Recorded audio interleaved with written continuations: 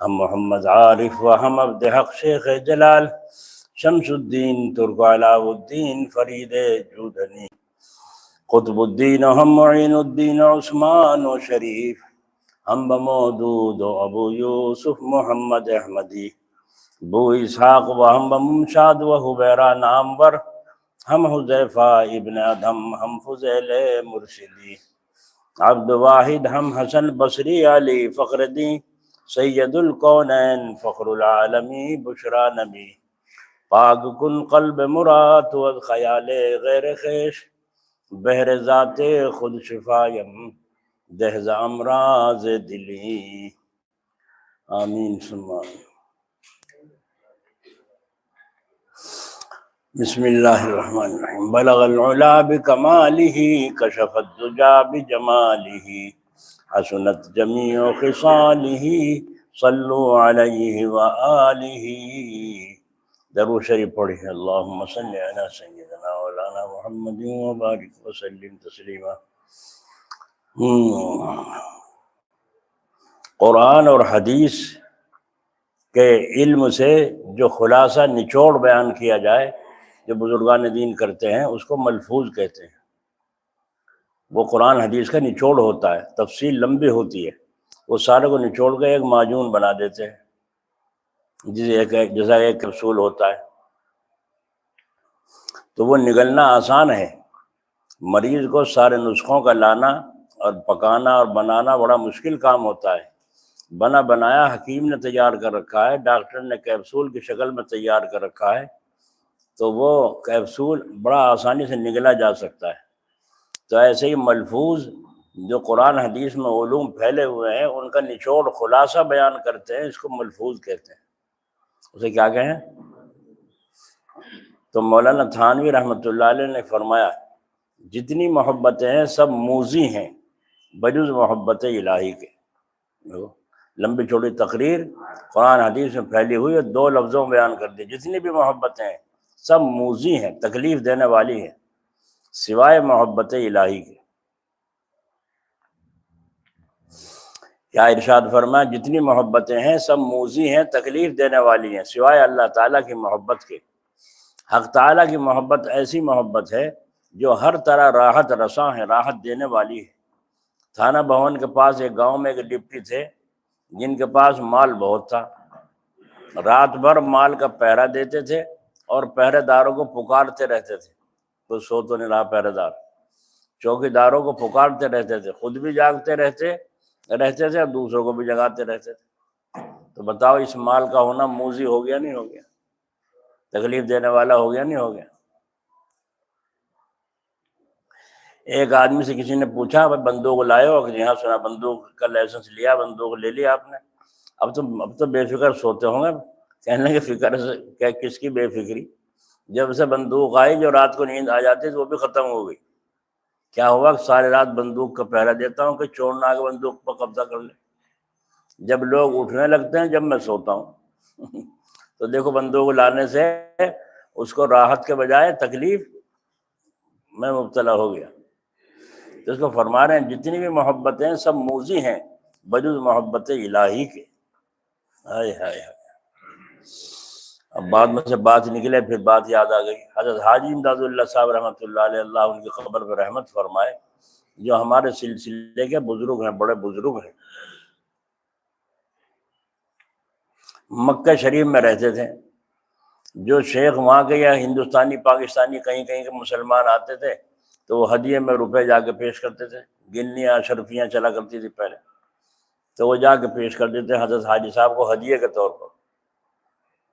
عجیب بات یہ ہے، بہت سے لوگ جو کہتے ہیں نکاح پڑھانے کے بعد نکاح خانی میں، ارے پہلے تو 1.25 روپیہ ہوا کرتا تھا، ہم جو کہتے ہیں لاؤ 1.25 روپیہ دے دو، جو 1.25 تھا پہلے وہ 1.25 دے دو، 1.25 چاندی کا ہوتا تھا، اب 1.25 روپیہ چاندی کا جوڑ لو کتنا کا بیٹھتا ہے۔ نکاح خانی دیتے ہیں پھانسی لگتی ہے۔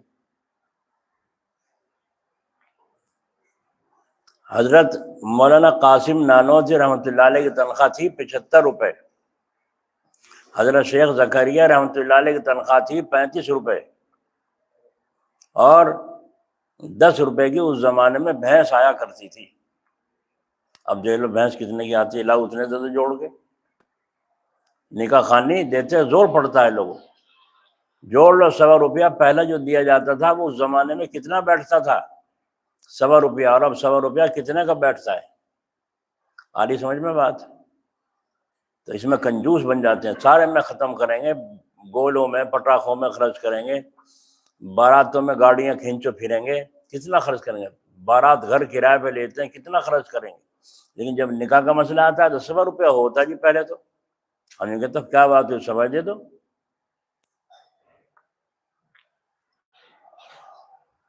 تو حضرت کے پاس جو لے کے آتا کیا چیز ہے جی، گنی ہے، اس میں بوری میں ڈال دی تھا، جیسے گیہوں کے دانے ڈال دیا کریں، اشرفیاں ہوتی تو وہ بوری رکھ کے اس میں ڈال دو، جا کے اس میں اچھل دیتا، تھیلا یا کپڑا جو کچھ ہوتا تھا، چور نے دیکھ لیا وہ یہاں تو بوریاں بھری رکھی بھائی، رات کو داؤ لگا کر کے پہنچا اور حضرت کے اندر کمرے میں پہنچ گیا، کہیں کو اتر آگے جا کے دیکھا حضرت نماز پڑھ رہے ہیں، تہجد کی نماز پڑھ رہے ہیں ایک طرف، اس نے وہ جو گنیاں رکھی تھی باہر کی طرف خانے میں وہ کھینچنی شروع کر دی، کٹے بوریاں کھینچنی شروع کر دی۔ حضرت نے سلام پھیر کے دیکھا ایک آدمی یہ کھینچ رہا ہے، معلوم ہوتا ہے چور ہے، تو حضرت نے وہیں مصلی بیٹھے بیٹھے فرمایا جا خدا کے بندے چوری کرنی بھی نہ آئی، جا خدا کے بندے چوری کرنی بھی نہ آئی، بولو اگر محبت ہوتی تو چھوڑ مچاتے نہ مچاتے، اگر مال کی محبت ذرا بھی دل میں ہوتی، وہاں تو اللہ کی محبت تھی۔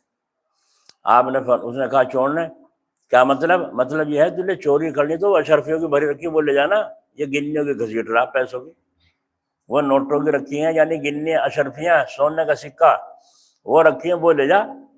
کہنے کہا وہ کھڑی، وہ دکھا کے کھینچ کے لے گیا، جب لے گیا سب وہاں سے نکال گئے، اللہ اکبر، پھر بے فکر ہو گیا اللہ کے آگے نیت مان ہے نا۔ تو مرید ہونے کا دعویٰ تو بہت کرتے ہیں مگر مراد کو پہنچنے کی کوشش ہے نہیں، کہ لا الہ سب چیزیں دل سے باہر ہو جائیں، ایک الا اللہ، اللہ کی محبت دل کے اندر آ جائے، یہ ہماری طرف توجہ ہمیں اس کی طرف ہے ہی نہیں۔ وہ پتہ چل گیا، صبح کو شہرت ہو گئی، بادشاہ تک اطلاع پہنچ گئی، بادشاہ نے سارے راستے سیل کر دیے چور کو پکڑنے کے لیے، وہ مال سارا برآمد ہو گیا، چور بھی پکڑا گیا۔ جب سارا مال پولیس والے لے کر آئے فرمایا حضرت یہ لیجیے اپنا مال، وہ گننے بھی لے گیا تھا، شرفے بھی لے گیا، بوری بھری ہوئی، ہائے ہائے ہائے، یہاں تو ایک 10 روپے پہ جان دینے کو تیار ہو جائیں گے، جائز ہے، ناجائز نہیں ہے۔ اپنے مال کی حفاظت میں اگر کوئی آدمی مارا جائے تو شہید ہے، سمجھ میں آ گئی مسئلہ؟ کبھی ایک ہی پہلو لو، دونوں پہلو ہونے چاہیے شریعت کے۔ تو فرمایا حضرت یہ آ گیا مال آپ کا سارا واپس آ گیا، سنبھال لو، مسکرائے، فرمایا بہت اچھا، بل لے کے اسے گھسیٹ کے وہاں کھڑی کر دے جہاں کھڑی تھی، جنا ان کے انتظار میں بیٹھے تھے، جا رہا تو جاؤ اور آ رہا تو ہمارا نہ ہم تیرے، اس نے دیا جب چاہے لے لے، ہائے ہائے کیا سکھانا، اللہ ان کی قبر پہ رحمت فرمائے۔ اللہ تعالیٰ نے ان کو عجیب مقام عطا فرمایا تھا۔ ایک آدمی آ کے کہنے لگا جی میں مجھے مرید کر لو، یہ حافظ ضامن شہید رحمۃ اللہ علیہ حاجی صاحب دونوں دوست تھے، اور یہ ان کا وعدہ تھا کہ جہاں ایک مرید ہوگا وہیں دوسرا مرید ہوگا۔ تو فرمایا ٹھیک ہے۔ اب تلاش کرتے کرتے حاجی صاحب کو مل گئے میاں جی نور محمد صاحب جنجانی رحمۃ اللہ علیہ، اس کا خواب کا قصہ ہے لمبا۔ تو وہ جب بیعت وقت فرمایا حاجی جی کیا بات ہے، خوش سے نظر آ رہے؟ فرمایا ہاں خوش نہیں ہو رہا ہوں، پیر مل گیا، کامل مل گیا، جیسا چاہتا تھا اس سے بھی اونچا مل گیا۔ فرمایا اچھا کہاں گھما ہے؟ تو تم نے تو یہ وعدہ کیا تھا، اور تم اکیلے ہاں چلو اب چلو، بس چلے گئے، جا کے بیٹھے، السلام علیکم، وعلیکم السلام۔ میاں جی صاحب نے فرمایا یہ کون صاحب ہیں؟ فرمایا یہ حضرت حافظ ضامن شہید رحمۃ اللہ، حافظ ضامن ہے۔ تو فرمایا میرے دوست ہیں، بیعت ہونے کا ہمارا یہ وعدہ تھا، میں بھول گیا تھا، اس لیے اب ان کو لے کر آیا ہوں۔ فرمایا اچھا دیکھا جائے گا، اچھا دیکھا، اس وقت بیعت نہیں کیا، فرمایا دیکھا جائے گا۔ پھر کچھ عرصے کے بعد حضرت حافظ صاحب سے فرمایا حافظ جی کیا ارادہ ہے؟ فرمایا جی کہیں کا، اب بیعت ہونے کا۔ جو آپ کہہ رہے تھے بیعت ہونے کا کیا ارادہ ہے؟ فرمایا میں تو اسی دن ہو گیا تھا، میں تو اسی دن ہو گیا تھا جب آیا تھا، اب آپ کی مرضی، آپ جب قبول کریں۔ اللہ، کیسی سمجھ نورانی تھی! یہ نہیں کہا آپ نے تو مجھے مرید کرا نہیں تھا، یوں کہا تھا دیکھا جائے گا، یوں فرمایا میں تو اس دن ہو گیا تھا بیعت کیا۔ اچھا جی، دونوں خوش خوش مزے مزے میں۔ شیخ الحدیث مولانا فتح محمد صاحب رحمۃ اللہ علیہ جو حضرت تھانوی کے استاد ہیں، شیخ الحدیث، انہوں نے دیکھا بڑے خوش خوش پھر رہے دونوں، کیا معاملہ ہے؟ انہوں نے کہا بھائی کیا معاملہ ہے، کوئی پیر مل گیا گا؟ انہیں پتہ تھا سب کو پیر کے غم میں پھرے دونوں، حاجی صاحب سب سے زیادہ۔ انہوں نے فرمایا ہاں حضرت مل گیا، جیسے چاہتے تھے اس سے اونچا درجے کا مل گیا۔ فرمایا کون؟ یہاں جھنجانے میں ہے، لوہاری میں ہے، جھنجانے کے رہنے والے میاں جی نور محمد صاحب، ان سے بیعت ہوئے۔ فرمایا میاں جی سے؟ ہاں، جو زیادہ چھانتا پھرے نا اسے گدلا ہی ملا کرے پینے کو، یہ کہاں جا کے صرف پھوڑا تقدیر پھوڑی میاں جی کے پاس، میاں جی صاحب کے پاس جا کے تقدیر پھوڑی اپنی۔ انہوں نے فرمایا نہیں حضرت بڑے کامل ہیں۔ ارے جا سینکڑوں کامل پھریں، میاں جی بھی کہیں کامل ہوا کریں، ایک سوال کر لوں جواب تو دیا نہیں جاؤ قیامت تک۔ اور چلیے بس پہنچے، السلام علیکم، وعلیکم السلام، وعلیکم السلام، وعلیکم السلام۔ جی یہ کون صاحب ہیں؟ فرمایا حضرت یہ شیخ الحدیث صاحب ہیں تھانہ بھون کے، مولانا فتح محمد صاحب۔ صاحب نے فرمایا ماشاء اللہ ماشاء اللہ، اللہ نے علم نبوت سے نوازا ہے، علم نبوت سے نوازا ہے۔ حاجی صاحب نے فرمایا جی تو کچھ اور کہتے ہیں؟ فرمایا کیا؟ یوں کہتے ہیں ایک سوال کر لوں میاں جی سے جواب تو قیامت تک بنے نہیں۔ فرمایا ٹھیک کہتے ہیں، کہاں شیخ الحدیث اور کجا شیخ الحدیث اور کجا میاں جی نور محمد، یعنی کہاں میاں جی اور کہاں شیخ الحدیث کا کیا جوڑ ہے؟ صحیح فرماتا ہے۔ خیر، پھر یوں کہہ کر پھر فرمایا خیر میں مولانا کے سوال کا جواب دینے کی زحمت گوارا کروں گا، کوشش کروں گا۔ اور فرمایا جی مولانا صاحب فرمائیے کیا اشکال ہے؟ میں جب کہا جی تو شیخ الحدیث صاحب نے جو نظر اٹھائی تو یہاں پیشانی پر جواب لکھا ہوا تھا سوال سے پہلے۔ اب شیخ الحدیث صاحب نے پڑھا ہے اسے جواب بھی آ گیا پہلے ہی۔ انہوں نے گھبرا کے ادھر کو دیکھا تو دیوار پہ موجود، ادھر کو دیکھا تو ادھر دیوار پہ موجود، اوپر کو دیکھے اوپر موجود، یہاں تک کہ ہوا کے تھپڑے جواب بناتے پھر رہے ہیں چاروں طرف۔ بس گھبرا کے حضرت شیخ الحدیث مولانا فتح محمد صاحب نے فرمایا حضرت میں معافی چاہتا ہوں، مجھے معلوم نہیں تھا کہ اللہ تعالیٰ نے آپ کو باطنی علوم سے نوازا ہے، باطنی علوم سے نوازا ہے۔ ان کو بھی خلافت ملی حاجی صاحب سے، میاں جی صاحب سے۔ تھانہ بھون جو خانقاہ کے باہر ادھر کی طرف سڑک بیچ میں، ادھر کی طرف جو قبر ہے دو جگہ کلی سے کروا دی تھی انہوں نے مدرسے والوں نے، تو وہاں ان کی قبر موجود ہے شیخ الحدیث صاحب، مگر کوئی نہیں جانتا، کوئی نہیں جانتا، بس جانتے ہیں تو حضرت تھانوی کو جانتے ہیں، ہے نا، جس کو چاہے اللہ قبول فرمائے۔ 2 بیویاں، بچہ کوئی نہیں، اور ساری دنیا میں کافروں کے یہاں، عیسائیوں کے یہاں لائبریریوں میں کہ حضرت تھانوی کی کتابیں موجود۔ اللہ ان کی قبر پہ رحمت فرمائے۔ یہاں کا ایک لڑکا میرے ساتھ گیا تھا تھانہ بھون، جب گئے مزار پہ تو وہاں جا کے اس کا فون آ گیا گھر سے، تو انہوں نے پوچھا کہاں ہے تو؟ وہ چپ سا ہوا، کہاں بتاؤں؟ انہوں نے کہا تھانہ بھون میں۔ تھانہ بھون کی جگہ، تو میں نے اس سے کہا یوں کہتے ہیں حضرت تھانوی کے مزار پہ ہیں، حضرت تھانوی کے مزار پہ ہیں۔ تو وہ کیا کہہ رہا ہے؟ حضرت تھانوی کے بازار میں ہیں۔ پتہ نہیں بچوں کو ہی نہیں کسے مزار کہیں، کسے حضرت تھانوی کہیں، اور دنیا بھر کے ملکوں سے لوگ حساب روپے رقم خرچ کر کے تھانہ بھون آتے ہیں تاکہ حضرت تھانوی کی قبر ہی کی زیارت نصیب ہو جائے، جس کی کتاب ہم پڑھتے ہیں۔ یہاں والوں کو فرصت نہیں ہے۔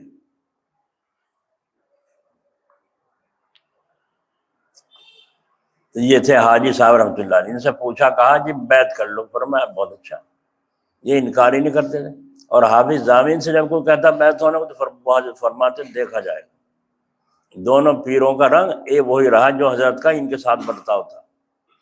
حاجی صاحب تو فوراً تم بیعت ہونے کو رہو، آگے تو میرا کام نہیں، میرا کام تو بیعت کرنے کا ہے، آگے اللہ کا کام ہے ہدایت دینا۔ اور حافظ ضامن دیکھا جائے گا، پہلے چلو کہنا مانو جب دیکھیں گے۔ تو حاجی صاحب سے کہا جی بیعت کر لو، فرمایا ٹھیک ہے بیعت کر لوں گا۔ فرمایا جی میری شرط ہے، ایک تو پیر شرط رکھے مرید سے، یہاں مرید شرط رکھ رہا الٹی پیر سے۔ کہنے جی کیا بھائی کیا شرط ہے؟ ایک تو نماز نہیں پڑھوں گا، اور دوسرے سانگ دیکھنا نہیں چھوڑوں گا، تماشا۔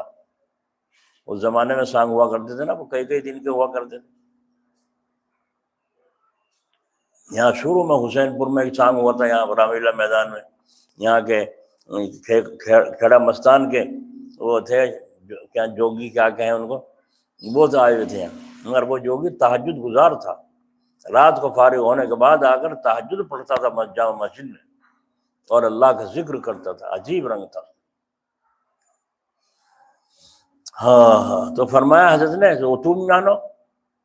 تم جانو تمہارا اللہ جانو، تم نے تو مجھ سے یہ کہا نا بیعت کر لو، میں بیعت کرتا ہوں۔ بس آپ نے بیعت کر لیا، ساری چیزیں کہلوا دی۔ کاندلے میں مولانا قمر صاحب الہ آبادی رحمۃ اللہ علیہ، اللہ ان کی قبر پر رحمت فرمائے، وہ میرے بھی شیخ تھے، چوتھے نمبر کے، اور حضرت جلال آبادی رحمۃ اللہ علیہ کے خلیفہ تھے مولانا قمر صاحب الہ آبادی۔ ایک اور ہے مولانا قمر الزما، وہ تو مولانا قمر الزما ہے، وہ تو دوسرے سلسلے میں چلے گئے، ورنہ پہلے جلال آباد حضرت کے یہاں آئے جا کرتے تھے، وہاں دالنی گلی تو دوسری طرف چلے گئے۔ تو خیر مولانا قمر صاحب ایک آدمی کو مرید کر لیتے، اس سے کہا توبہ کر، کہو عہد کرتا ہوں میں زنا کاری نہیں کروں گا، چوری نہیں کروں گا۔ تو کہے میں نہیں کرتا چوری، نہ زنا کروں، نہ میں چوری کروں۔ انہوں نے کہا کہہ لے تو ہم تجھے کہلوا رہے، کہہ لے۔ اللہ اللہ، کیسے کیسے لوگ ہنسی بھی آئے، وہاں بیٹھے ہم برابر میں، تو وہ یوں کہا نہ جی نہ میں نہیں کرتا جی، نہ چوری کروں۔ انہوں نے تو کہہ لے جو میں کہلوا رہا ہوں، جب انہوں نے کہنا شروع کرا۔ مولانا گنگوہی رحمۃ اللہ علیہ سے ایک آدمی مرید ہو رہا ہے، حضرت ساری باتیں کہلوا رہے، چوری سے توبہ کرتا ہوں، عہد کرتا ہوں۔ اچھا اس کے بعد میں کیا کہہ رہا جب فارغ ہو لیے، حضرت جی ہاں جو کام میں کرتا ہے نا، اسے تم نے توبہ کروائی، عہد کروایا، اور جو کام میں کروں اس کا نام تک نہیں لیا۔ کہنے لگا وہ کیا کرے تو؟ اگر میں افیم کھاؤں، اس کا تم نے نام ہی نہیں لیا، نہ اس سے توبہ کروائی۔ یہ حرام ہے، حلال ہے حرام، جب یہ حرام ہے تو تم نے اس سے توبہ کیوں نہیں کہا؟ مجھے کیا خبر تو افیم کھاؤ۔ حضرت نے فرمایا لاؤ مجھے دکھاؤ کتنی کھاتے ہو۔ آخر میں نابینا ہو گئے تھے حضرت گنگوئی، لاؤ مجھے دکھاؤ کہ انہوں نے گولی سی بنا کے ڈبے میں نکال کے اور حضرت کے ہاتھ پہ رکھی۔ حضرت نے فرمایا چونٹ کے اس میں سے فرمایا اتنی روزانہ کم کر دیا کرو، چونکہ آپ حکیم بھی تھے اور عالم عالم جو ہے دنیا کے طور سے حکمت بھی جانتا ہے، جو وہ عالم حکمت جانے گا تو وہ کام کو لے کے چلے گا، دونوں جسمانی بھی اور روحانی بھی۔ فرمایا اتنی کم کر دی، کیونکہ ذرا سے کم کرے گا تو ایک دم نقصان نہیں ہوگا، چھوڑنے سے نقصان ہو جاتا ہے، ایک دم چھوڑنے سے نقصان ہو جاتا ہے۔ یہاں ہومیوپیتھک کے ڈاکٹر تھے بڑھانے میں، حاجی صاحب اللہ ان کی قبر پر رحمت فرمائے۔ میں بیٹھا تو کہنے لگا مل صاحب تم پان چھوڑ دو۔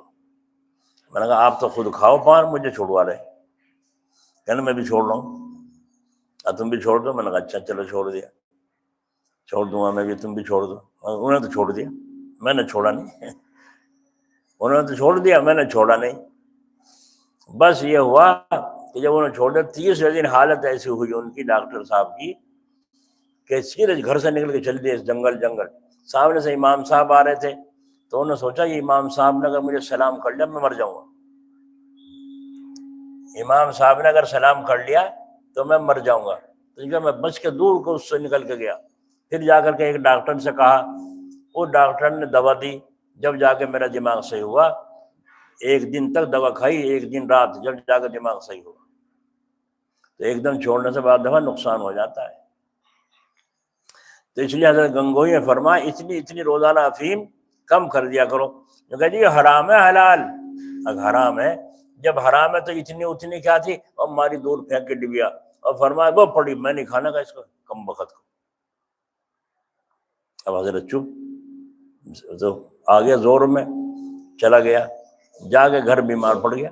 جب وہ افیم کھانے کو نہ ملی تو بیماریاں ہو گئی، جب بیماری ہو گئی حضرت کو خبر بھیجی کہ حضرت اس دن سے میں بیمار ہوں اور حالت میری بہت زیادہ خراب ہو چکی ہے، بیٹھ کے نماز پڑھنے لگا ہوں۔ حضرت نے فرمایا اللہ تعالیٰ شفا دے بھائی، رحم فرما۔ حضرت نے بھی دعا کی دل سے، اور جب وہ ٹھیک ہو گیا، یہاں سے گر پڑ کے ٹھیک ہو گیا، اللہ نے فضل فرما دیا۔ تو آیا ایک دن ملنے، فرمایا کون؟ نابینا تھے، کون؟ فرمایا جی میں ہوں افیم والا۔ کہنا افیم والا کون؟ اب وہ جو مرید ہوا تھا افیم کا، اچھا اچھا تم وہ سمجھ گیا، حضرت نے پہچان لیا۔ فرمایا کیا حال ہے؟ فرمایا حضرت اللہ کا شکر ہے، اللہ نے مجھ پر فضل فرما دیا اور میں ٹھیک ہو گیا، لیکن حالت میری بہت زیادہ گر چکی تھی۔ اچھا بھائی، جب چلنے کا نمبر آیا، چلنے کا جانے کا، تو 2 روپے جیب میں سے نکال کے حضرت کے ہاتھ پہ رکھے۔ حضرت نے فرمایا کیا چیز ہے یہ؟ کہ جی 2 روپے۔ کہیں تو فرمایا اس لیے کہہ کے دینا چاہیے، کہیں ہدیہ کہیں تو آپ کو خدمت میں پیش ہے، مدرسے کہیں تو مدرسے کہیں، خانقاہ کہیں تو خانقاہ کہیں، مسجد کہیں تو مسجد کہیں، طالب علموں کے لیے ہیں تو طالب علموں کے الگ کہہ کے دینا چاہیے نہیں؟ ہمارا آگے دے رہے بہت سے لوگ جو جی لوگ۔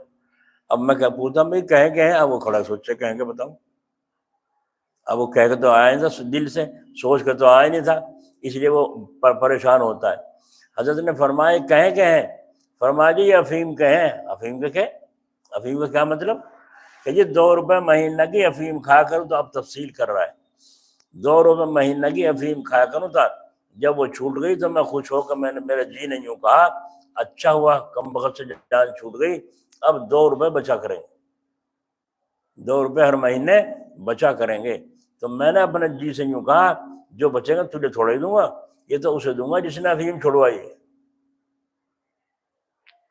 دیکھو گاؤں کا آدمی ہے اور کتنا سلیقہ ہے، اپنے نفس سے کیسا مقابلہ کر رہا ہے، اپنے جی سے کیسا مقابلہ کر رہا ہے۔ اب تجھے نہیں دینے کا 2 روپے، اسے دوں گا جس نے افیم چھڑوائی ہے۔ اللہ، حاجی صاحب نے مرید کر لیا۔ مرید کرنے کے بعد اس نے سوچا آج تو نماز مرید ہوا ہوں، لاؤ نماز پڑھ لوں، پڑھ لی نماز۔ اگلے دن ہوا نماز کا، جب وقت ہوا تو اس نے نماز کی نیت نہیں کی پڑھنے کی، تو کھجلی لگنی شروع ہو گئی، بدن میں یوں کھجاوے، سارا میں کھجاوے۔ اب یہ نے سوچے کیا ہو گیا مصیبت، ہاتھ دھوئے، منہ دھویا، پھر مسافہ کر لیا، پھر تو آدھی کھجلی ختم ہو گئی۔ نے کہا یا اللہ تیرا شکر، آدھی تو چین ملا۔ پھر نیت باندھی، اللہ اکبر، اللہ نماز تو پڑھی لوں، جب وضو کر لی مجھے نیت باندھی، ساری کھجلی ختم۔ اب جب نماز کا وقت آ گیا پھر گرماہٹ شروع بدن میں، پھر جب بھاگے جا کے نہ وضو کرے نماز پڑھے، پھر کھجلی ختم، بنجی ہونے لگا روز۔ دلی میں ایک سانگ ہو رہا تھا بہت بڑا، تو وہاں سب کے سب پیسے جمع کرتے تھے اور نام لکھا جاتے تھے وہاں۔ تو اس نے کہا بھائی مجھے ایسی جگہ چاہیے جہاں سے میں اٹھ کے جا سکوں، کہ سانگ ہوتا ہوا ہوگا اور وہاں پر مجھے کھجلی لگے گی تو میں نماز پڑھنے جاؤں گا، تو میں ایسی جگہ بیٹھوں جہاں آنے جانے میں مجھے سہولت ہو۔ ایسی جگہ بیٹھ گیا، یہاں تک کہ پھر جو ہے چلا نماز پڑھنے، جب کھجلی شروع ہوئی نماز کو چلا گیا سانگ چھوڑ کر، نماز پڑھ کے پھر چلا سانگ کی طرف۔ تو دل میں خیال آیا کب تک جان بچاتا رہے گا، نماز تو فرض ہے اور یہ گناہ کا کام ہے، کب تک گناہ کا کام میں مشغول رہے۔ دل میں غیرت آئی اور اس سانگ سے بھی توبہ کر لی، نمازی ہو گیا، سانگ سے توبہ کر لی۔ پھر حاجی صاحب سے ملاقات ہوئی تو انہوں نے کہا حضرت میں نے تو یہ شرط رکھی تھی کہ نماز نہیں پڑھوں گا اور سانگ دیکھ رہے ہیں، آپ نے تو دونوں ہی کام کروا دی۔ فرمایا کیا ہوا؟ یوں ہی ہوا، اور مجھے نہیں خبر، اللہ تعالیٰ جو چاہے سو کرے۔ تو کیسا تعلق اللہ تعالیٰ کے ساتھ تھا، آج کہاں رہ گئے ایسے پیر اور کہاں رہ گئے ایسے ماننے والے مرید۔ سمجھ، جب مرید نہیں رہے تو پیر بھی نہیں رہے۔ اب جیسے مرید ہیں ایسے پیر ہیں، جیسے بیمار ہیں ایسے ڈاکٹر ہیں۔ تو اس لیے کیا بات کہی تھی، اس پر چلی تھی کہ اللہ کی محبت ایسی محبت ہے جو ہر طرح راحت دینے والی ہے۔ تھانہ بہن کے پاس ایک گاؤں میں ڈپٹی صاحب تھے جن کے پاس مال بہت تھا، رات بھر پہرا دیتے تھے، پہرے داروں کو پکارتے رہتے تھے، چوکی داروں کو پکارتے رہتے تھے، خود بھی جاگتے رہتے تھے۔ تو چین ہوا ان کو مال سے؟ بولو چین ہوا؟ اس میں نے قصہ سنا حاجی صاحب کا کہ مال چلا گیا، پھر نیت باندھ لی، سارے لے گیا چور گھسیٹ کے، اور جو اسے چور کو یوں کہہ رہے ہیں جا تیرے میں چوری کرنے بھی نہ آئی۔ کہنے لگے کیا ہوا، کیا مطلب؟ مطلب یہ گنی گھسیٹ رہا تو کٹے بھرے رکھے گنیوں کے، اشرفی کے تو بولی وہ کھڑی وہاں سے، وہ لے جا۔ اب یہ اشرفی کے بھی لے گیا، گنی کے بھی لالچی ہوتے ایسے ہی ہوں، دونوں گھسیٹ کے تینوں لے گیا۔ حضرت جب وہ لے گیا، اللہ ہوگا پھر نیت مانگی، جنہیں کوئی مطلب ہی۔ اللہ اللہ، کیسا تعلق اللہ کے ساتھ تھا، اللہ ہمیں بھی نصیب فرمائے۔ تو یوں فرمایا حضرت تھانوی رحمۃ اللہ علیہ نے، جتنی محبتیں ہیں سب موذی ہیں سوائے اللہ تعالیٰ کی محبت کے۔ ہمارے پیر بھائی تھے قاری صدیق صاحب باندوی رحمۃ اللہ علیہ، اللہ ان کی قبر پر رحمت فرمائے۔ سفر میں جا رہے تھے کہیں رات کو، کہیں سے 12,000 روپے کی رقم مدرسے کی ملی، کار میں رکھ لیا وہ تھیلا، چلے آئے، گاڑی لے کے ڈرائیور آ رہا ہے، آپ بیٹھے ہیں پیچھے۔ جب آئے راستے میں 2 آدمی ملے بندوق لیے، روکو گاڑی، روکی، لاؤ کیا لے رہے؟ حضرت نے فرمایا، کھڑکی کھول کے شیشہ نیچے کر کے فرمایا، بھائی 12,000 روپے ہیں، مدرسے کے ہیں۔ انہوں نے کہا ہمیں نہیں خبر مدرسے کے ہیں مسجد کے ہیں، یہاں تو پیسے لاؤ جو کچھ ہے لاؤ۔ حضرت نے فرمایا یہ رکھا ہے تھیلا، بیگ اٹھا لو۔ کہ خود دو، کہ میں خود نہیں دینے کا اپنے ہاتھ سے، رکھا ہے سامان، منع نہیں کرتا، اٹھا لو تمہیں اٹھانا ہو۔ چوروں نے تھیلا اٹھا کے یوں کھڑ کر، چلو گاڑی لے کے چلو، گاڑی لے کے چل دیے۔ جب مدرسے میں پہنچ گئے تو قاری صاحب رحمۃ اللہ علیہ نے فرمایا، ڈرائیور کو بلا کے فرمایا، جس جگہ وہ آدمی کھڑے تھے نا، وہاں ملے تھے راستے میں، جی ہاں، فرمایا وہیں چلے جاؤ، وہ آدمی وہیں کھڑے ہیں، ان کو بلا لاؤ، آ کر کے کھانا کھا لیں گے۔ انہوں نے کھانا بھی نہیں کھایا، کھانا کھا لیں گے۔ اب ڈرائیور سر پھٹایا، جاؤ تم بے فکر ہو کے جاؤ۔ وہ جا کے دیکھے تو ہاتھ یوں کرے، تھیلا ہاتھ میں، یوں کھڑے ہیں وہاں دونوں کے دونوں سڑک پہ۔ وہ ڈرائیور پہنچا، بھائی بیٹھو اس میں، چلا کس دوسرے سے جا رہا، جو چلاتا تھا بھاگنا جاتے اب تک ہم یہاں کھڑے۔ انہوں نے کہا تم بیٹھو صحیح، نیت کر کے حضرت کی طرف چلنے کی نیت کرو۔ حضرت کی طرف چلنے کی نیت کی، بیٹھ لیے گاڑی میں اور بٹھا کر۔ حضرت نے فرمایا بھائی منہ ہاتھ دھو لو اور کھانا کھا لو۔ وہ سوچا تھا پٹائی ہوگی، پکڑ ہوگی، کچھ نہیں کہا حضرت، کھانا کھا لو۔ کمرے میں الگ بھیج دیا، جا کے کھانا کھا لیا، رات کو وہیں رہے۔ صبح کو جو کہا، اچھا بھائی ناشتہ کر لو، ناشتہ کر، اچھا اب جاؤ، اب تمہیں اجازت ہے جانے کی، جہاں جانا ہو۔ انہوں نے کہا جی ہم کہاں جاویں، ہم تو یہیں رہیں گے، اسی در پہ مریں گے۔ اور ہاتھ میں ہاتھ دے کر حضرت سے بیعت ہوئے، توبہ کی اور سارا مال واپس کیا۔ بولو یہ تعلق اللہ سے تھا کسی اور سے؟ کیا ٹھکانہ تھا۔ حضرت قاری صاحب رحمۃ اللہ علیہ یہاں جلسے میں تشریف لائے تھے، قاری صاحب نے بلایا تھا، یہاں تشریف لائے تھے، جب نعرے لگ رہے تھے بڑے غصے ہوئے، یہ کیا حرکت ہے، بہت غصے ہوئے تھے۔ بہرحال تو کیا کہا، جتنی محبتیں، یاد رکھنا جملہ بار بار کہہ رہا ہوں، اور بار بار اس لیے کہہ رہا ہوں دل میں اترے، کہ جتنی محبتیں سب کیا ہیں، موذی، کیا ہے، سوائے اللہ تعالیٰ کی محبت کے۔ پیرانی صاحبہ، بڑی پیرانی صاحبہ نے حضرت تھانوی سے یوں کہا، تمہیں مجھ سے محبت نہیں ہے؟ آپ نے فرمایا کیوں، کچھ حقوق میں کمی آ رہی ہے؟ اب حقوق تو آپ اللہ کے خوف کی وجہ سے ادا کرتے ہیں، ویسے تو محبت اس سے ہی ہے، یعنی دوسری سوکن سے، اس سے یہ فرمایا شکر کرو، اللہ کے خوف کی وجہ سے تمہارے حقوق ادا کرتا ہوں، اگر محبت کی وجہ سے کرتا تو چھوٹی سی محبت ہے، میرے قبضے میں تھوڑا ہی ہے۔ حقوق برابر ادا کر رہے ہیں دونوں بیویوں کے، ایک سے محبت زیادہ ہونا، ایک سے کم ہونا، یہ اپنے اختیار میں تھوڑا ہی ہے۔ حقوق میں کمی آئے کہ جس کی محبت اس کے زیادہ بھرے، اور جس سے محبت ہے اسے پوچھے بھی نہیں، یہ نہیں۔ تو بیوی نے یوں کہا، تمہیں تو محبت اللہ تعالیٰ کے خوف کی وجہ سے ہے، جو تم حقوق ادا کرتے ہو، ویسے تمہیں محبت نہیں ہے۔ حضرت نے فرمایا جو شکر کرو، خوف خدا کی ہے، اس کی وجہ سے حقوق ادا کرتا ہوں، اگر محبت کی وجہ سے کرتا تو دوسری کے پاس زیادہ جاتا۔ تو دیکھو بیوی ہے اور پیسے بھی ہیں، خرچ بھی دے رہے ہیں، مہر بھی ادا کیا، مکان بھی مہر میں، سارا نظام بڑا عجیب۔ وصیت نامہ پڑھ کے دیکھو، عقل حیران ہوتی ہے، اللہ اکبر، کیسا تعلق اللہ کے ساتھ، اور کیسے پیغمبر کے نقش قدم پر تھے۔ ذرا بھی باول گت، جیسے باولے ہو جائیں بزرگ، محبت میں، خوف میں نہیں، وہاں ہر وقت حال کے اوپر سوار رہتے تھے، حال کے اوپر سوار رہتے تھے۔ تو یہ بات لمبی ہو گئی، ایک ملفوظ تھا، میں نے کتنی لمبی کر دی۔ کیا تھا؟ جتنی محبتیں ہیں سب موذی ہیں بجز محبت الہی کی۔ وہ ایک جملہ ہے، بات ختم۔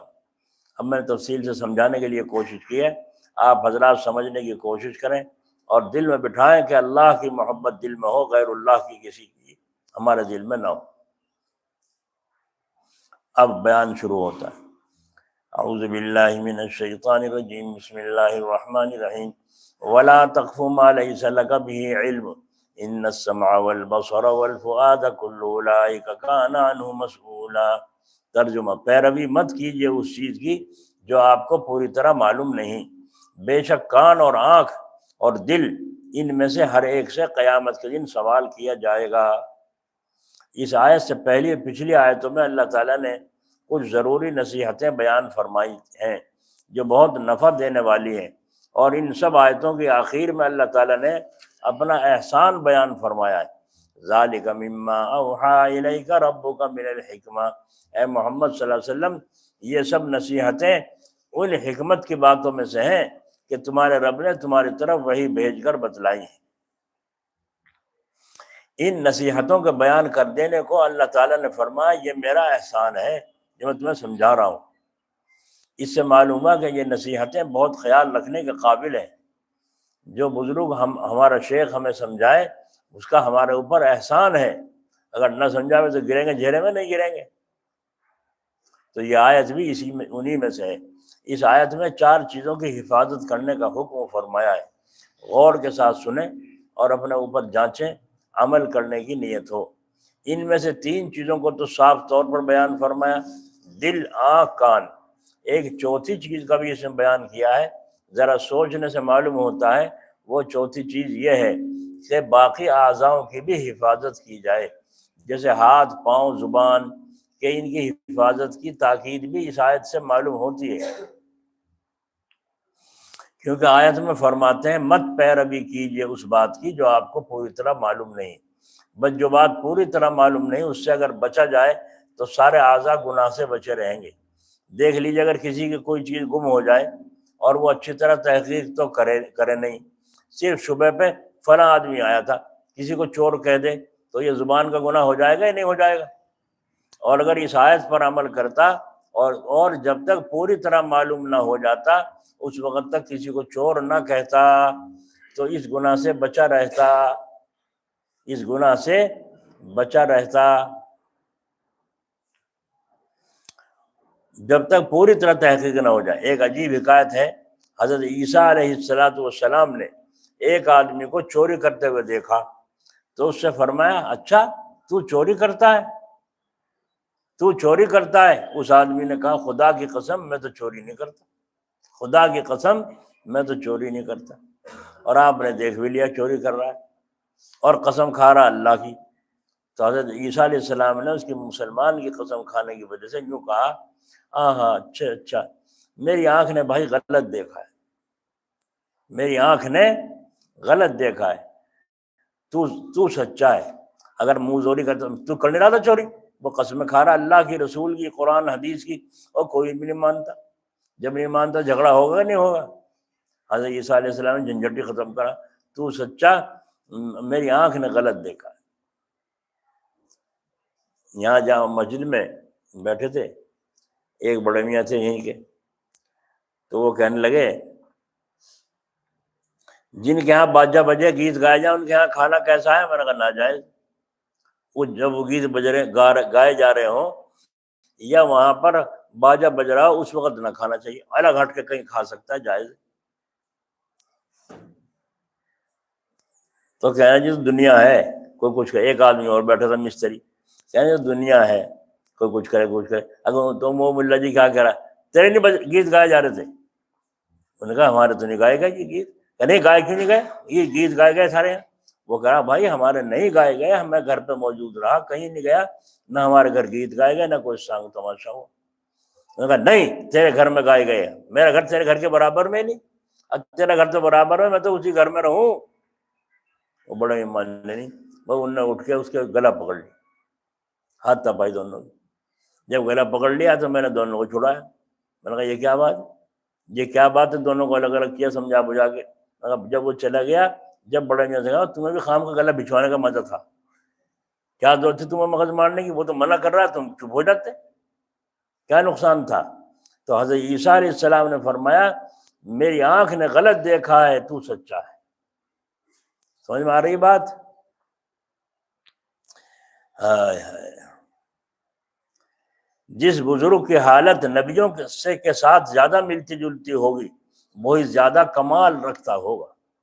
حضرت مولانا تھانوی کی، ہمارے حضرت جلال آبادی رحمۃ اللہ علیہ کی، ہم نے دیکھا ہے ان کی حالت بالکل نبیوں کے ساتھ ملتی جلتی تھی۔ سو دیکھ لیجئے پیغمبروں نے نہ کبھی نعرے مارے، نہ کبھی کپڑے پھاڑے، نہ خلقت سے بھاگے۔ خاص کر ہمارے نبی کریم صلی اللہ علیہ وسلم کی ہر بات کا انتظام حضور کے یہاں تھا۔ سلطنت کا انتظام حضور صلی اللہ علیہ وسلم نے ایسا فرمایا دنیا کے بادشاہوں نے آپ سے سیکھا۔ گھر بار کا انتظام آپ نے ایسا کیا کہ آج تک بھی ویسا کوئی نہ کر سکا۔ اسی طرح ملنے جلنے کھانے پینے کے قاعدے بھی آپ ہی نے سکھائے، یہاں تک کہ پیشاب پاخانہ کرنے کا سلیقہ بھی حضور ہی نے امت کو سکھلایا ہے۔ تو کمال والوں کی ایسی حالت ہوتی ہے۔ اور جس طرح آج کل عام لوگ ایسے کمال والوں کو یہ نہیں سمجھتے کہ یہ بزرگ اور خدا تک پہنچے ہوئے ہوں، اسی طرح اس وقت بھی عام لوگوں نے پیغمبروں کو کامل نہیں سمجھا۔ چنانچہ پیغمبر کو کہا کرتے تھے ارے بھائی اس رسول کو کیا ہوا، کھانا بھی کھاوے، بازاروں میں بھی سودا وودا لاوے، چلے پھرے، اور ان کی طرف کوئی فرشتہ کیوں نہیں آیا، ان کے ساتھ رہ کر لوگوں کو خدا کے حکم سناتا، ان کے پاس کوئی خزانہ ہوتا، یہ تو ہم سے زیادہ غریب اور مفلس ہیں، 2 وقت کھانا ہم کھاتے ہیں، ان کو 1 وقت بھی کئی کئی دن میں ملتا ہے۔ اچھے اللہ کے پیارے ہیں، کوئی اپنے پیارے کو بھوکا بھی مارا کرتا ہے، یا ان کے پاس کوئی باغ ہوتا جس سے باغ سے آمدنی سے کھاتے، غرض کوئی خوبی تو ہوتی جو ہم میں نہیں ہے۔ یہ کیسے نبی ہیں جو ہم سے کسی بات میں بڑھے ہوئے نہیں ہیں؟ یوں کافر کہا کرتے تھے حضور اکرم صلی اللہ علیہ وسلم۔ اسی طرح جو بزرگ اس شان کے ہوتے ہیں ان پر لوگ اعتراض کرتے ہیں یہ کیسے بزرگ ہیں جو مخلوق سے بھاگتے ہیں، بھاگتا ہے، کھاتا پیتا نہیں، ننگا رہتا ہے، کسی سے بات نہیں کرتا، وہ بزرگ ہے۔ اور اگر اس سے کوئی بات خلاف عادت ہو گئی، کسی پر کوئی اثر ڈال دیا تو اس کو نبی سے بڑھ کر جانتے ہیں، حالانکہ کسی پر اثر ڈال دینا کوئی بزرگی کی بات نہیں ہے۔ جو کیا فرمایا حضرت تھانوی کسی عجیب اصلاح فرماتے تھے، فرمایا کسی پر اثر ڈال دینا کوئی بزرگی کی بات نہیں، یہ تو محنت سے ہندو جوگیوں کو میں بھی پیدا ہو جاتا ہے، بلکہ جو بزرگ کامل ہیں وہ اس کو اچھا نہیں جانتے۔ خواجہ عبید اللہ احرار رحمۃ اللہ علیہ فرماتے ہیں ولی اثر نہیں ڈالتا، وجہ اس کی یہ ہے کہ ولی کو جس قدر اللہ تعالیٰ کا علم بڑھتا ہے اسی قدر اس کی خودی ملتی جاتی ہے اور فنا بڑھتی جاتی ہے اور اپنے سے نظر اٹھتی جاتی ہے۔ دیکھیے تحصیلدار اپنے اجلاس میں بیٹھ کر بڑے بڑے حکم دیتا رہتا ہے، لیکن گورنر جنرل کے سامنے جب آتا ہے تو اس کی وہ حالت ہوتی ہے جو ادنیٰ اردلی کی ہے۔ اسی طرح ولی کی بھی حالت ہے کہ جتنی نظر اس کی اللہ تعالیٰ پر زیادہ ہوگی تو وہ خود مٹتا چلا جائے گا، یہاں تک کہ اس کی نظروں میں اللہ تعالیٰ ہی سما جائیں گے۔ وہ کسی پر کیا توجہ ڈالے گا، اور وہ اپنے آپ کو کچھ بھی نہیں سمجھے گا، بس اسے اس سے شرم آئے گی کہ میں خود کسی پر اثر ڈالوں، کیونکہ اثر ڈالنے کا طریقہ یہی ہے جس پر اثر ڈالنا ہو اس کی طرف پوری توجہ کی جائے۔ ایک آدمی آیا اور اندر جاتا ہے آپ کے پاس کمرے میں، جہاں آپ لیٹے بیٹھے، آپ نے اس کی طرف توجہ ڈالی، اس کے دل و دماغ پر توجہ ڈالی۔ کیا توجہ ڈالی؟ کہ میں اسے ایسا ایسا نظر آؤں۔ اب وہ آگے دیکھا وہ تو بھاگ گیا گھبرا کے، اسے کسی نے کاٹ کے ڈال رکھا، پہلے ہی ہاتھ الگ پڑا، پیر الگ پڑا، یہ تو کٹا پھٹا پڑا ہے بھائی، بھاگ گیا۔ اب جب اور لوگ آئے جا رہے ہیں، لوگ آنے جا رہے، کچھ ذکر ہی نہیں کرتا۔ انہوں نے کہا بھائی حضرت ہیں اندر؟ باہر سے آیا، حضرت ہیں؟ ہاں اندر تشریف فرمائے، وہیں بیٹھے۔ دیکھا تشریف فرمایا، میں تو دیکھا تھا کٹے پھٹے پڑے، آگے دیکھا تو واقعی بیٹھے ہوئے۔ تو جب انہوں نے دیکھا تو دیکھ کے یوں فرمایا ان سے بھائی بعض دفعہ نظریں دھوکہ بھی کر جاتی ہیں، بعض دفعہ نظریں دھوکہ بھی کر جاتی ہیں، بیٹھا صحیح سارے میں دکھ رہا ہوں کیا؟ تو یہ توجہ کا اثر ہے۔ اسے تصرف کہتے ہیں۔ تو اس کا فرماتے ہیں جس پر توجہ ڈالی جائے، اثر ڈالی جائے، توجہ پوری اس کی طرف کی جائے گی، اور اللہ کے ولیوں کو شرم آتی ہے کہ اللہ کے غیر کی طرف پوری توجہ کرے۔ سمجھ میں آ گئی؟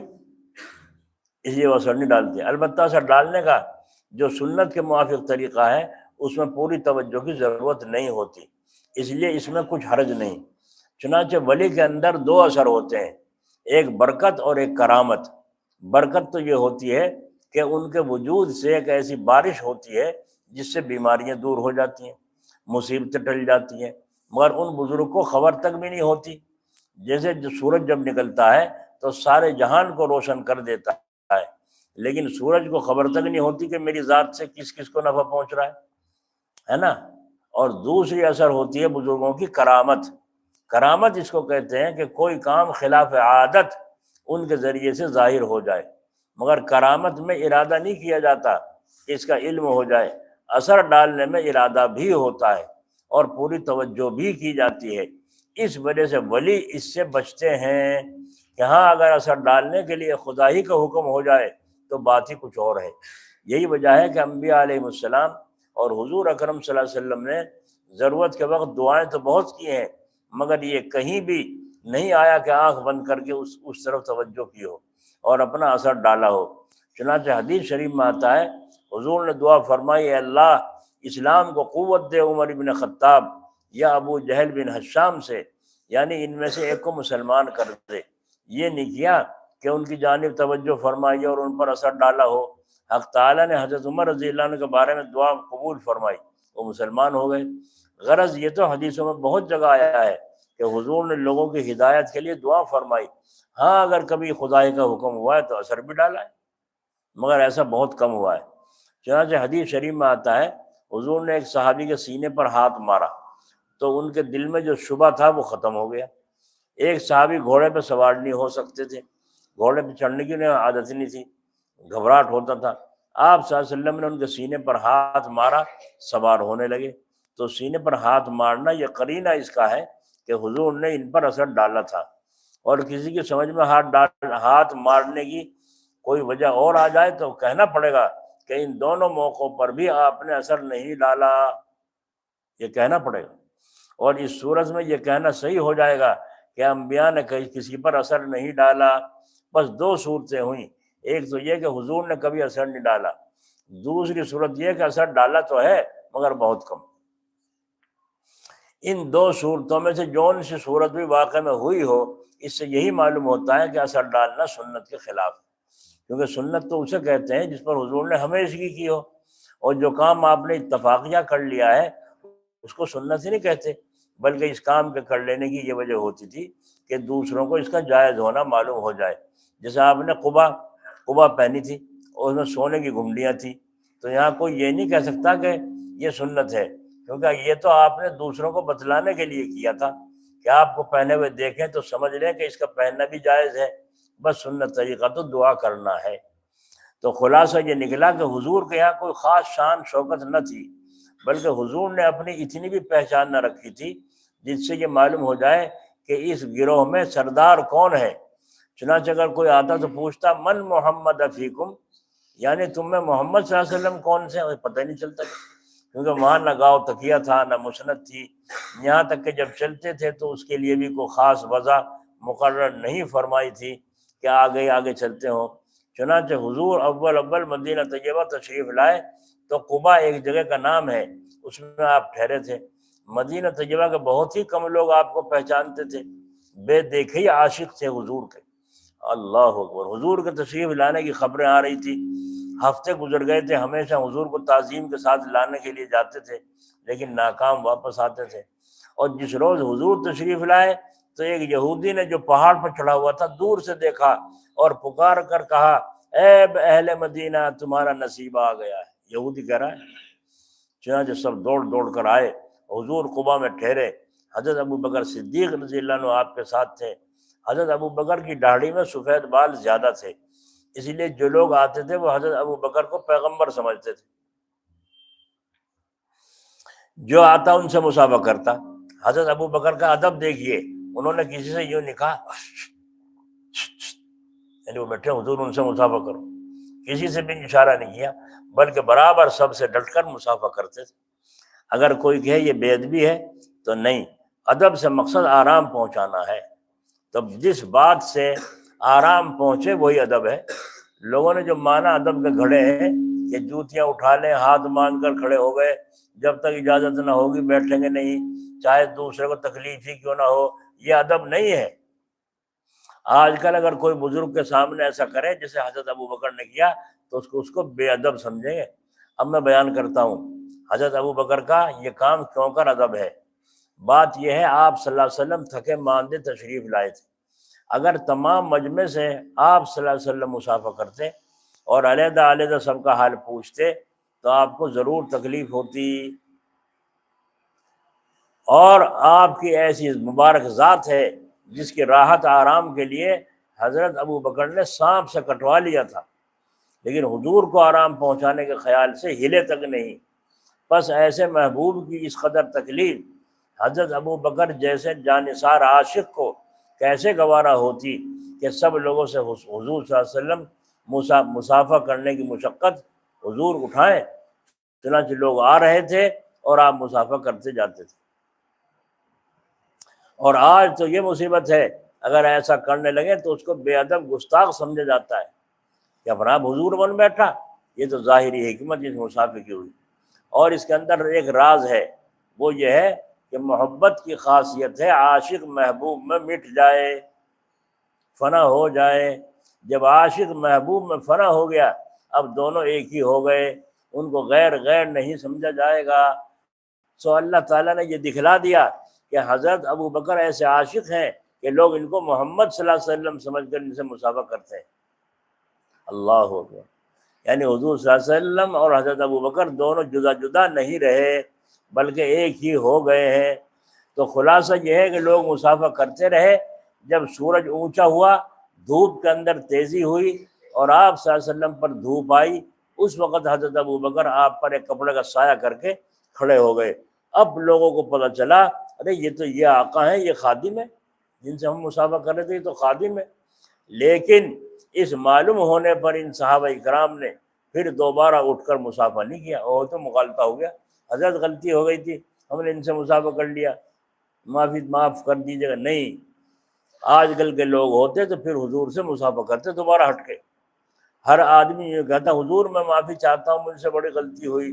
صحابہ کے اندر یہ تکلف نہ تھا، حالت یہ تھی کہ وقت پر تو جان دینے کو تیار تھے، اور دوسرے وقت میں یہ بھی پتہ نہ چلتا تھا ان میں آقا کون ہے اور خادم کون۔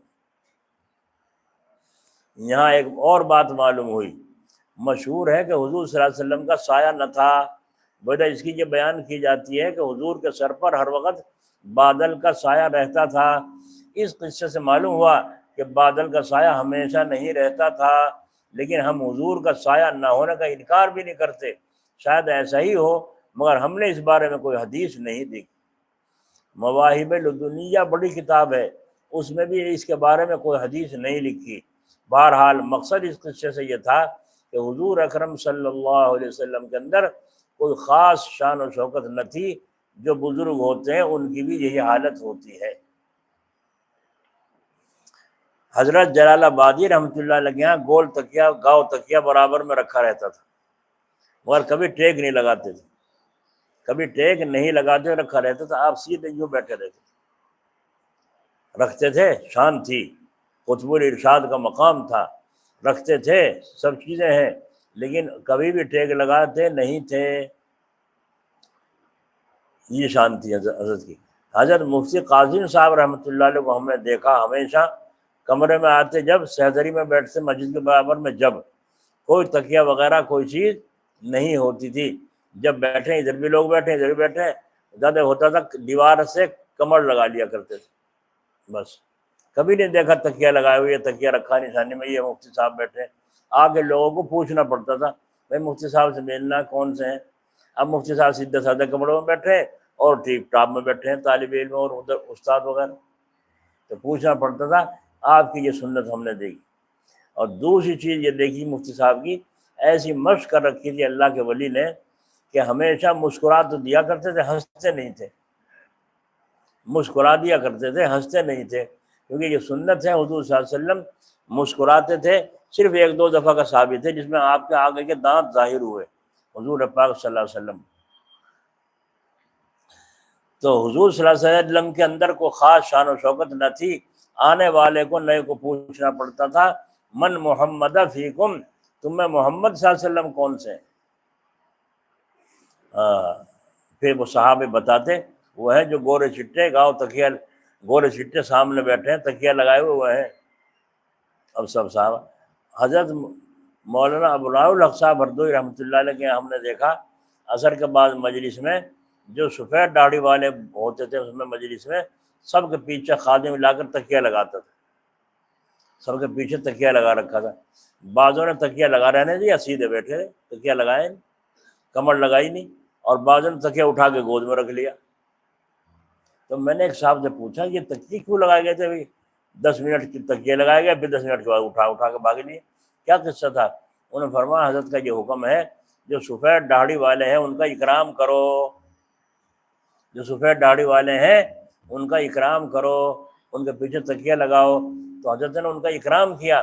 اب ان بیٹھنے والے بڈھوں کا، سفید داڑھی والوں کا اکرام دیکھیے کہ انہوں نے حضرت کے سامنے تکیہ کبھی نہیں لگایا۔ اگر وہ تکیہ لگا کے بیٹھتے تو وہ اکرام تھا حضرت کا، حضرت سامنے بیٹھے ہیں۔ اللہ اکبر۔ جب ہم چلنے لگے ہردوئی سے تو حضرت نے فرمایا پہلے مصافحہ عالم کریں گے، اس کے بعد حافظ قاری کریں گے، اس کے بعد مصافحہ سفید داڑھی والے کریں گے۔ تو جو عالم تھے وہ پہلے آگے بڑھے مصافحہ، پھر حافظ۔ حضرت نے فرمایا ماشاءاللہ ماشاءاللہ۔ اس کے بعد جب کوئی عالم حافظ آگے کو نہ بڑھا تو پھر سفید داڑھی والے آگے کو مصافحہ کے لیے بڑھے۔ تو حضرت یہ ترتیب سکھاتے تھے کہ بڑوں کو بڑا سمجھو، گھس کے آگے نہ بڑھو، جو سفید داڑھی والے ان کو پہلے مصافحہ کا موقع دو۔ یہ بزرگوں کے ہاں یہ طریقہ تھا کہ پیغمبر کی سنتوں کو زندہ کرتے تھے۔ غرض کہ آپ نے حضرت عیسیٰ علیہ السلام کا قصہ سن لیا، آپ نے کس قدر احتیاط فرمائی کہ چور کے قسم کھا لینے سے آپ اپنی آنکھوں کو غلطی سمجھی، آنکھوں کی غلطی سمجھی، اور اس آیت پر کیسا عمل کیا۔ ہم لوگوں کی حالت یہ ہے کہ ذرا سے شبہ میں چور کہہ دیتے ہیں، صرف شبہ پر کسی کو چور کہہ دینا نہایت برا ہے۔ اس پر ایک مضمون یاد آ گیا، ہائے ہائے، اللہ تعالیٰ کی قبر پر رحمت فرمائے، واقعی حکیم الامت تھے۔ بعض لوگ چور کے معلوم کرنے کے لیے ایک عمل لوٹا گھمانے کا کیا کرتے ہیں اور اس پر سورہ یاسین پڑھتے ہیں، جس کے نام پر لوٹا گھوم جائے اس کو یقیناً چور سمجھتے ہیں۔ تو پوچھے والے کے پاس گئے تھے، انہیں لوٹا پڑھا اور لوٹا اس کے نام ڈالنے سے گھوما، اور کسی کو نہیں گھومتا، اور انہیں یہ شبہ تک نہیں ہوتا کہ اس عمل میں غلط نام نکل آیا ہوگا۔ انہیں لوگوں کو یہ بھی شبہ نہیں ہوتا، یہ شریعت بیان ہو رہی ہے، مسلمانوں کا اسلام بیان ہو رہا ہے، کہتے ہیں کہ یہ قرآن کا عمل ہے، یاسین پڑھتے ہیں، اس میں کیسے غلطی ہو سکتی ہے؟ یاد رکھو عمل سے نام نکل آنے پر کسی کو چور سمجھنا حرام ہے۔ فتویٰ مفتی بھی تو تھے حضرت، عمل سے نام نکل آنے پر کسی کو چور سمجھنا کیا ہے؟ شریعت کا مسئلہ ہے، اگر خود دیکھ لے یا 2 معتبر آدمی گواہی دے اس وقت تو کسی کو چور سمجھا جا سکتا ہے، ورنہ اپنے دیکھے ہوئے اور بغیر 2 معتبر آدمیوں کی گواہی کے کسی کو چور سمجھنا حرام ہے۔ اور جو یہ کہتے ہیں قرآن کا عمل غلط نہیں ہو سکتا، تو یہ ان کی غلطی ہے، کیونکہ اگر کوئی آدمی ایک بڑا سا قرآن لے کے کسی کے سر میں مارے تو سر زخمی ہو جائے گا نہیں ہو جائے گا؟ تو بھائی ہو جائے گا نہیں؟ بڑا سا قرآن لے کے کسی کے سر میں مارے، اس کے موٹے موٹے گتے ہیں، بڑا سارا قرآن ہے، تو سر زخمی ہو جائے گا نہیں ہو جائے گا؟ تو کیا کوئی کہہ سکتا ہے کہ یہ عمل جائز ہے کیونکہ یہ قرآن کے ذریعے سے کیا ہے؟ کیسی مثال دی، چپ کر دیا، نہیں بول سکے کوئی، اسے کہتے ہیں مسکت جواب، ایسا جواب دیتے تھے جواب نہیں کسی کو آتا۔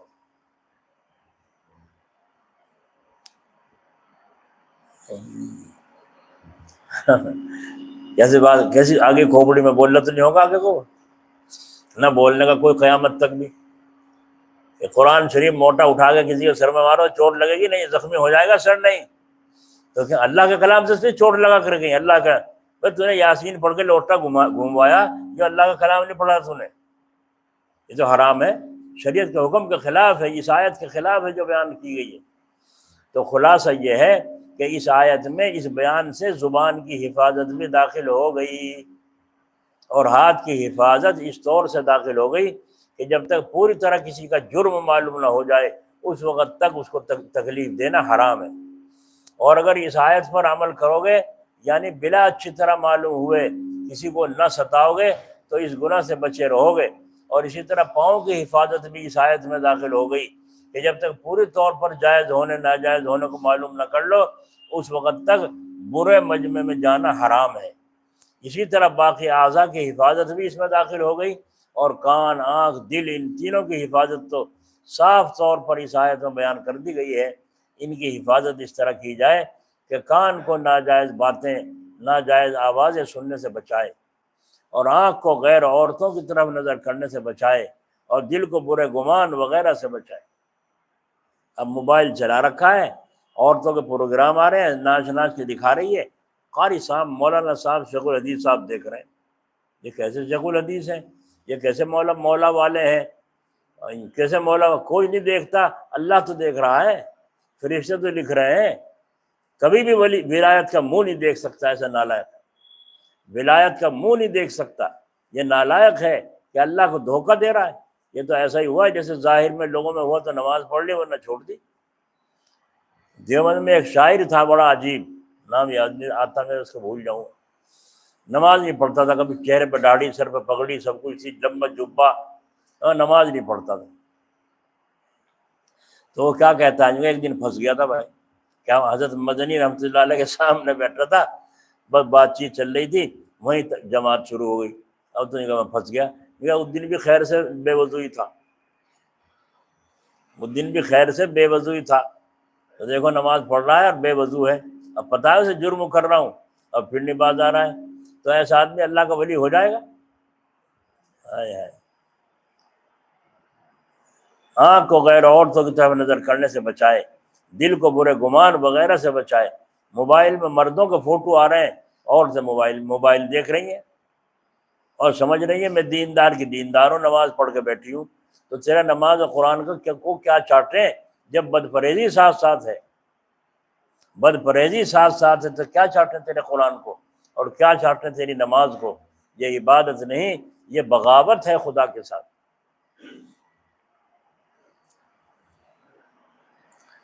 آنکھ کی غیر عورتوں کی طرف نظر کرنے سے آنکھ کو بچائے، اور دل کو برے گمان وغیرہ کرنے سے بچائے۔ اللہ تعالی ہماری حفاظت فرمائے۔ تو آنکھ تو بچا لی، دل برے گمان سے بچانا۔ حضرت جنید بغدادی رحمۃ اللہ علیہ کو حضرت بہلول مجنون نے یوں کہا، ہاں جی پیر صاحب ہو؟ ہاں جی پیر صاحب ہو۔ تو فرمایا وہی پیر صاحب جن کو جو لوگوں کو مرید کر کے پیری مریدی کے سبق سکھاتے ہیں؟ جی ہاں۔ فرمایا اچھا جی کچھ نصیحت فرما دو حضرت بہلول نے فرمایا سونا آوے تیرے پہ، کس نے سویا کرے؟ اب عام آدمی ہوتا ہے یہ بھی کوئی بات ہے سونے کی، چربا پہ لٹو سو جاؤ، چاہے پیر قبلے کی طرف ہو یا کچھ ہو، تو یہ نہیں۔ آپ نے فرمایا سونا آتا ہے؟ ہاں جی۔ یہ بتائیے کہ باوضو ہونا، بستر کو 3 مرتبہ جھاڑنا، داہنی کروٹ پر سونا، فلاں فلاں صورتیں پڑھنا، تو انہوں نے کہا جا خدا کے بندے سونا بھی نہ آیا۔ وہ بہلول مجنو جو اللہ کے عاشق ہیں وہ کہہ رہے ہیں جا خدا کے بندے تیرے پہ سونا بھی نہ آیا۔ پوچھا حضرت سونے کا طریقہ سکھا دیجئے۔ فرمایا یہ جو تو نے بتایا ہے وضو کرنا اور بستر جھاڑنا اور یہ کروٹ پر دانے دے، یہ تو سب چیزیں بعد کی ہیں۔ سب سے پہلی چیز ہے بستر پہ بیٹھ کے اپنے دل کو غیر سے صاف کر لینا۔ اب میں مرنے جا رہا ہوں، ہے نا، النوم اخت الموت، نیند جو ہے وہ موت کی بہن ہے۔ اب میں مرنے جا رہا ہوں تو اپنے دل میں دنیا کی گندگی نہ لو۔ کسی سے تمہارا مقدمہ چل رہا ہے، مقدمے کی جگہ ہے، دل کا صاف رکھنا ضروری ہے۔ ہوشیار رہو، آگے پیچھے دیکھ کے چلو۔ ایک دن یہاں کوئی بڑا میاں جا رہا تھا، کھانا لے رکھا سر پہ اس نے، تو منا تھا عبد الواحد بیچارہ مرحوم، اللہ تعالیٰ اس کی مغفرت فرمائے، وہ ہم ساتھ ساتھ پیچھے سے آ رہے تھے، تو وہ بڑے میاں لاٹھی لے آیا، ایک کتا پیچھے لگا اور کتے نے پیچھے آ کر کے اس کے یوں منہ اٹھا کے اوپر کو سونگنا شروع کیا، تو بڑے میاں نے پیچھے کو لاٹھی یوں ماری، بغیر دیکھے ہی کتا پیچھے کو ہٹ گیا، پھر بڑے میاں سیدھے چلنے لگا، وہ کتا پھر آگے بڑھا، پھر لاٹھی ماری، بڑے میاں دیکھ نہیں رہا، سر پہ روٹی رکھ رکھی، پھر لاٹھی یوں پیچھے کو ماری، کتا پھر پیچھے کو ہٹ گیا، پھر چلا، کتا پیچھے کو کھڑا ہو گیا، جب دیکھا لاٹھی الگ کر لی ان نے، تو پھر کتا آگے کو بڑھا، پھر تیسری مرتبہ بڑے میں نے یوں لاٹھی ماری، اور پھر کتا پیچھے کو ہٹ کے ہٹ ہی گیا، اور انہیں پھر لاٹھی بھی نہیں ماری۔ تو میں نے کہا عبد الباقی سے، میں نے کہا دیکھیے بھائی، دیکھیں اس کے بڑے میاں کا حال تو دیکھ رہا ہے، کہاں دیکھ رہے ہیں، تو انہوں نے کہا تجربے کی بات ہے، یہ تجربے سے کی بات ہے، تو میرے بھی دماغ میں آئی کہ واقعی اسے پیچھے کا دکھتا نہیں، یہ تجربے کی بات ہے۔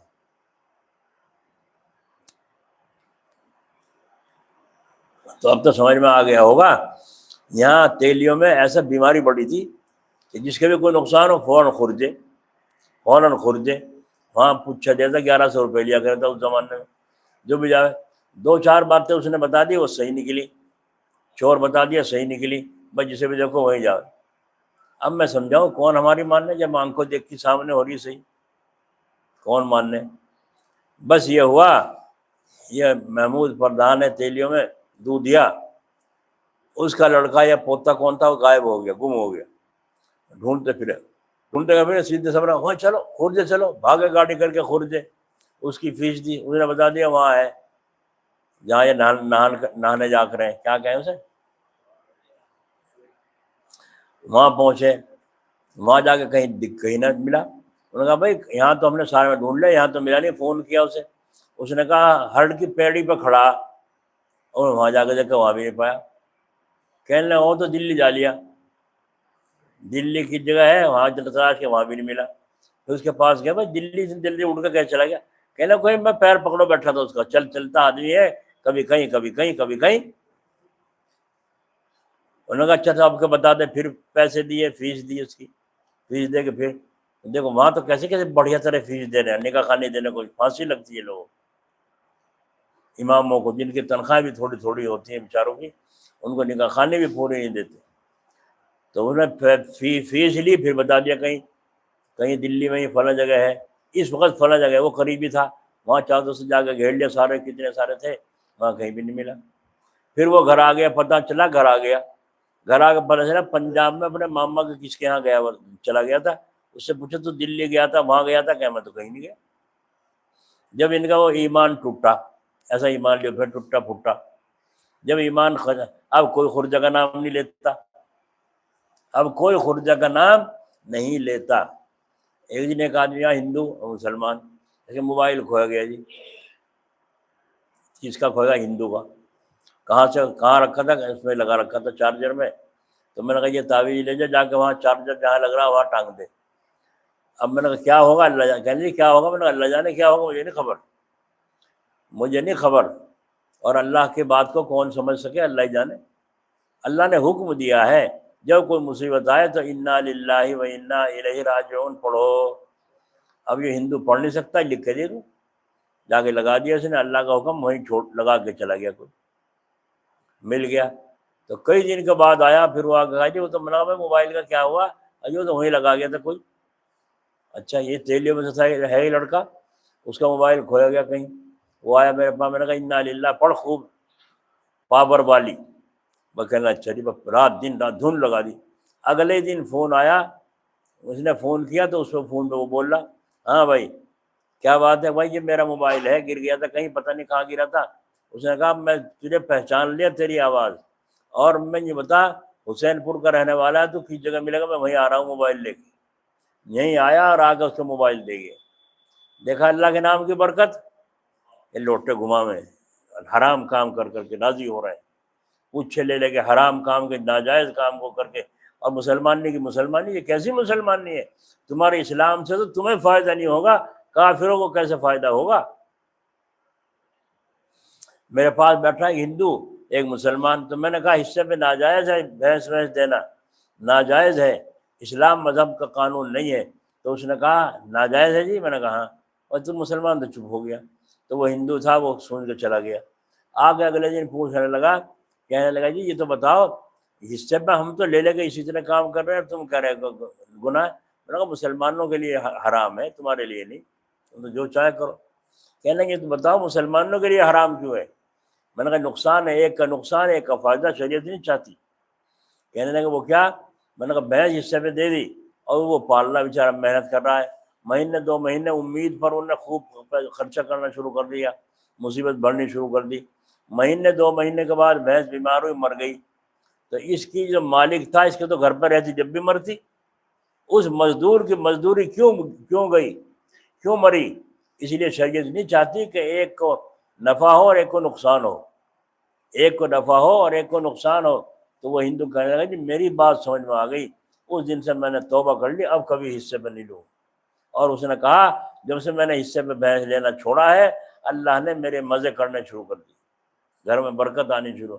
تو غیر مسلم کے تو برکت آوے، مسلمانوں کے ٹوٹا ہوئے، ہے نا؟ اس کی بھینس گئی، ہماری مزدوری گئی۔ تیری مزدوری کیوں گئی؟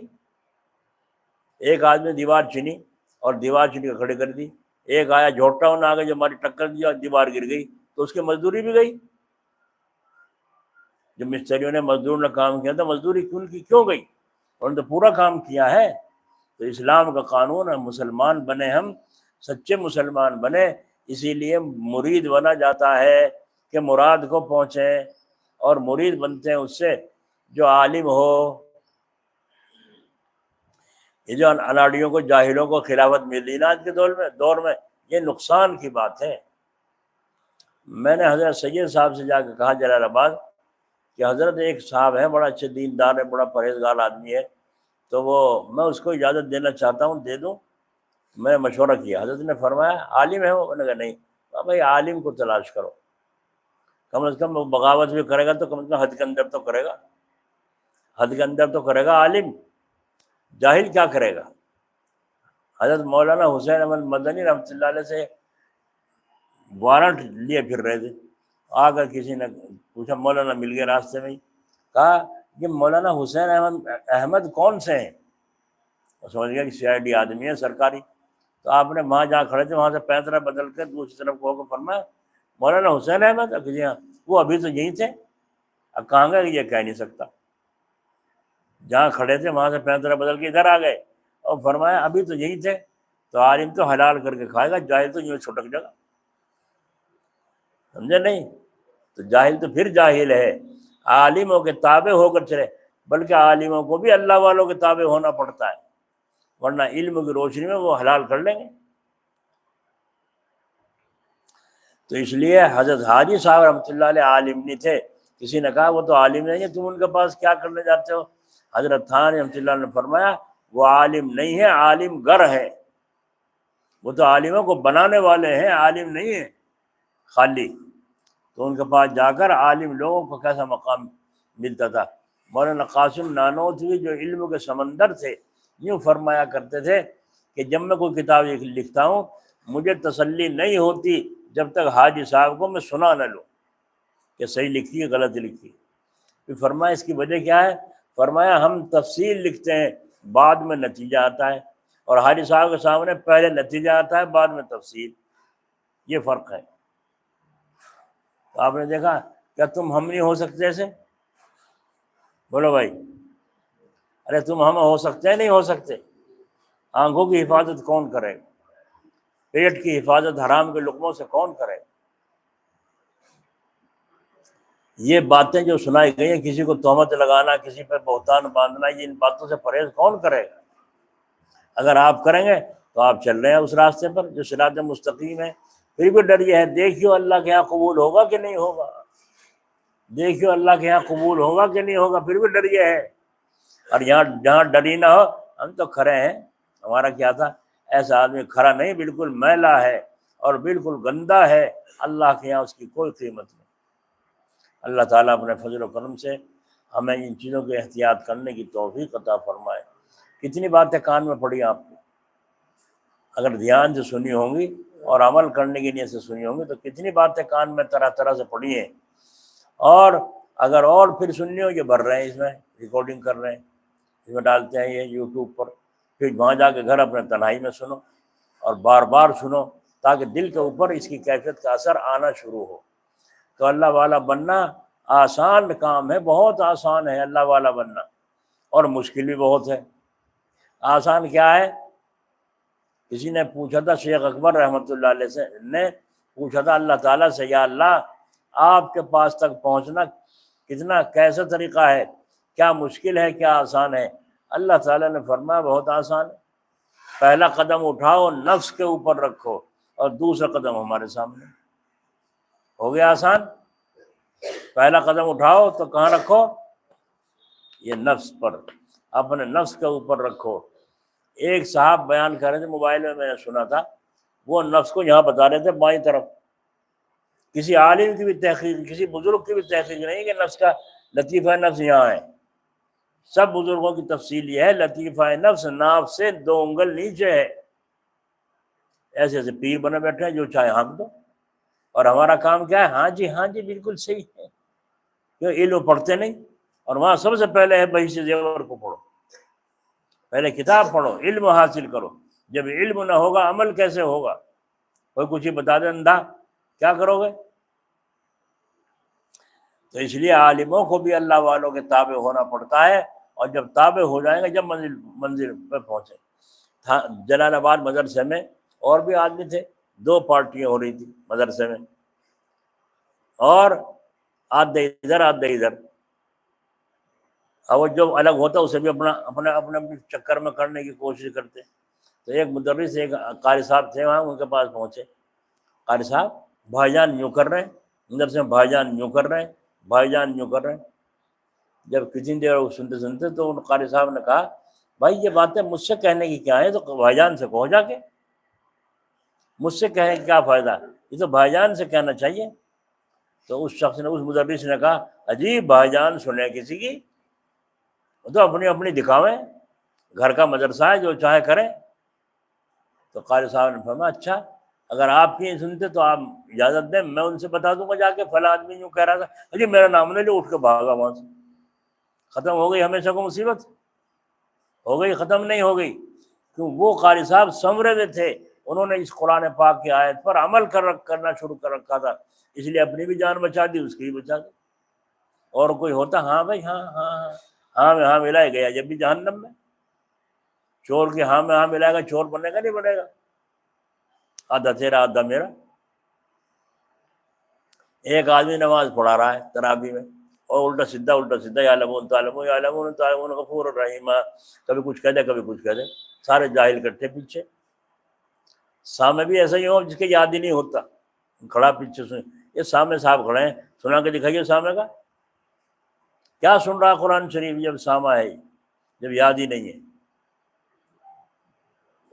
ایک آ گیا پڑھا لکھا کوئی، اس نے جو لقمہ دیا، غلطی بتائی، انہوں نے پھر، وہ تو یاد تھا ہی نہیں اس کا، نہ یاد کر رکھا تھا اس نے، اب نہ پھر لقمہ دیا، تو وہ سمجھ گیا یہ تو پڑھا لکھا ہے، کوئی حافظ ہے پکا کوئی پیچھے۔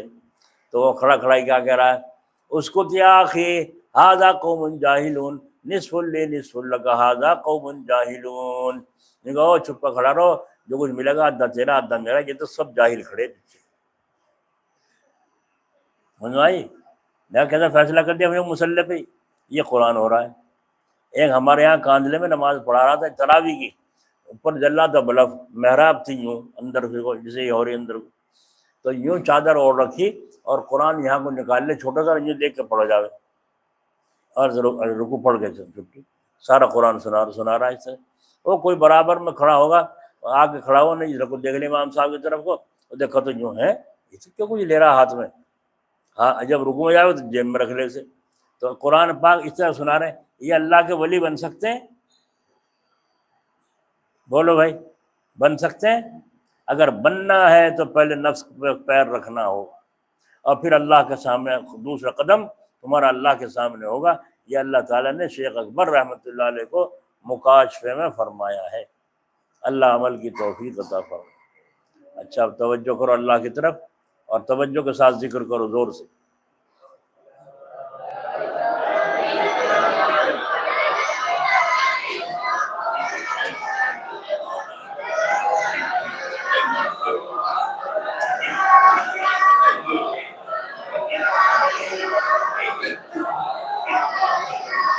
لا